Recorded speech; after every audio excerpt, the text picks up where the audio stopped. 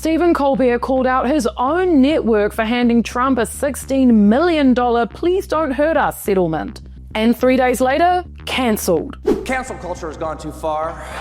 Totally unrelated, says CBS, while sweating through their suits and begging the Trump-controlled FCC to approve an $8 billion merger. Look, if calling out corruption gets you fired, Colbert just went down doing what he does best, roasting the powerful and growing a defiant little moustache while he's at it. This isn't just the end of a show. It might be the end of an era. So let's break it down, because late night just lost one of the last guys worth staying up for. If you're new here, hi, nice to meet you. I'm Evie. And if you like The Daily Show or Late Night with Stephen Colbert, but would like it to be somewhat worse and lower budget, then you should subscribe. I'm just kidding. You should subscribe if you like knowing what's going on in the world and having a giggle. It's fun. And stick around to find out why I think John Oliver should be fired next. She wasn't the only New Zealander who got a little testy with us. There was also this woman. It's all for you, John Oliver. If you want to put your money where your mouth is about your bird. Empty chair. Stephen Colbert is done playing nice. Just days after The Late Show was suddenly cancelled, Colbert came back swinging, telling Donald Trump in no uncertain terms, Go yourself. Here's the deal. Colbert's been the king of late night since 2015, holding the #1 spot for 9 years. Then, last week, he went off on his own network, CBS, for cutting Trump a $16 million check to settle a dispute over a 60 Minutes interview. Colbert called it what it looked like. It's big fat bribe. Then, 3 days later, boom, show cancelled. Trump, of course, danced on the grave via social media. I absolutely love that Colbert was fired. Classy. Colbert came back on air with jokes, jabs, and one hell of a moustache. Yeah, he actually blamed the cancellation on the upper lip situation, saying, This is worse than fascism. This is stashism. CBS is claiming the show was cancelled for financial reasons. And totally, absolutely, 100% not because Colbert called out their Trump payout right as they're trying to get an $8 billion merger approved by the Trump-controlled FCC. Sure, Jan. Just to twist the knife in a little deeper, CBS also leaked that The Late Show allegedly lost up to $50 million last year. Colbert responded, I can explain losing $24 million, but where did that other $16 million go? Oh, right. He wasn't alone either. Seth Meyers, Jon Stewart, John Oliver, and a whole parade of other celebs showed up on Monday's episode to back Stephen up. Jon Stewart, who originally gave Colbert his big break, went off on Paramount for trying to censor and control its own hosts. TLDR, the timing looks shady as fuck, the solidarity is real, and Colbert is not going quietly. The gloves are off. The moustache is on. But is this the beginning of the end for late night talk shows? Once upon a time, late night comedy mattered. Back in the early 2000s, The Daily Show under Jon Stewart basically invented the modern version of political satire on television. While CNN was busy pointing at colored maps and the Supreme Court was deciding if George W. Bush actually won, Stewart and his crew, including a younger, sharper Stephen Colbert, were the only ones making sense of the chaos and making it funny. Then came the Bush years, the wars, the lies, the moral grandstanding. The Daily Show tore through it all with a mix of rage and jokes, and for a whole generation of young liberals, it felt like truth. I got cold, so I put this cardigan on. Sorry.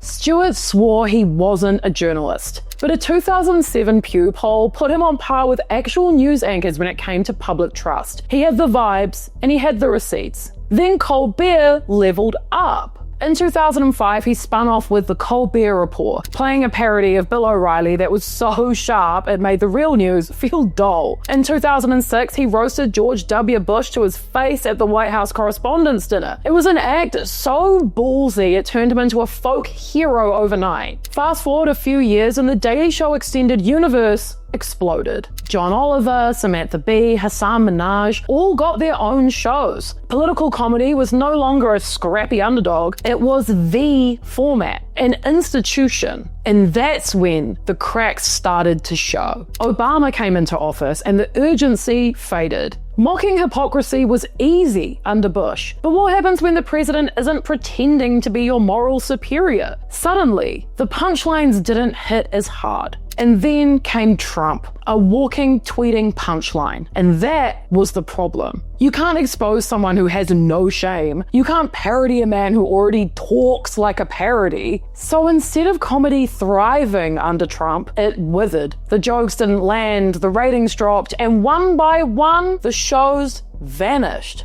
Minaj's Patriot Act, gone. Samantha Bee, gone. The Daily Show under Trevor Noah, tanked. Trevor, if you're watching this, it's not your fault. You're really hot and smart and funny, and I'm single, by the way, and I think you did a really, really great job. I think you did a really, really good job. Please notice me. Colbert eventually dropped his character and took over The Late Show in 2015. And yeah, he skewered Trump hard and often, but the edge was gone. He was no longer the outsider punching up. He was the establishment. Which brings us to now. CBS has decided to pull the plug on The Late Show, even though it's still one of their highest rated programs. Officially, they say it's purely financial, but the timing, kinda sus. Just days earlier, Colbert had torched Paramount, CBS's parent company, for cutting a $16 million check to Trump to make a dumb fucking lawsuit disappear. Colbert called it big fat bribe. And this whole thing is happening as Paramount is begging Trump-controlled FCC to approve its $8 billion merger with Skydance. And then poof, they just cancel the show. And suddenly, a guy whose jokes had stopped feeling dangerous was being treated like a threat again. The truth is, late night isn't what it used to be. Audiences don't wake up to watch monologues anymore. They get their comedy in 15-second TikToks and YouTube shorts. Even Colbert's 10 million YouTube subscribers are dwarfed by Fallon and Kimmel's. The format is tired, expensive, and increasingly irrelevant. Some commenters say YouTubers can provide the same type of content for a fraction of the cost. And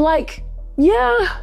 But let's all be honest, I could get close to what Stephen Colbert does, but without a full team of writers, camera people, producers, makeup artists, hairstylists, lawyers, I could never get in a stone's throw of recreating a late night show to that standard. So the show ending doesn't just affect the well-paid, famous hosts, it takes jobs from the hard-working people behind the scenes too. But still, it's hard not to notice who's getting shown the door. Colbert criticized Trump, mocked his network's cowardice, and questioned a shady settlement. 3 days later, he's out. CBS says politics had nothing to do with it, but let's be real. Whether it was about money or power or both, Stephen Colbert just learned that in the age of Trump, even mainstream jokes can get you fired. And that is the punchline. Stephen Colbert wasn't just another host. He brought something sharper, something sneakier, the kind of subversive wit that could slip truth past the censors in a monologue. Next time, don't offer your hand, just offer him one finger. Then turn around and shake a celebrity's hand. He could throw in Lord of the Rings references to real political issues, which I also do. You're on my turf defending the President of the United States, a man we can best describe as Morgoth's left nard. He could charm Nicki Minaj and a sitting president the same episode if he wanted to. He's also one of 2 late-night talk show hosts who are obsessed with New Zealand, the other being John Oliver. And fun fact, I was on John Oliver once, and he remains my rival. He's forgotten me, but I have not forgotten him, and I never will. She wasn't the only New Zealander who got a little testy with us. There was also this woman. It's still for you, John Oliver. If you want to put your money where your mouth is about your bird. Empty chair. Do you have a bird? Yeah, kiddo. It's the best bird.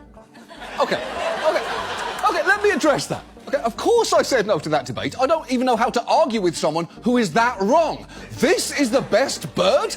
Please, it's a fucking pigeon in a tank top. Debate over. I hope you're next, John, you. I'll see you at the next bird debate if you're a pussy out again. For a lot of people, Stephen Colbert was one of the last late night voices worth listening to. So what's next? Maybe he goes full streamer. Maybe he pulls a Letterman and gets a Netflix show. Maybe he finally joins a celebrity podcast industrial complex. Whatever it is, his audience will follow. He will be fine. Because even if late night is dying, Colbert is not done talking, and I doubt this is the last we'll be hearing from him. Anyway, here's to Colbert for showing up, speaking out, and going down swinging.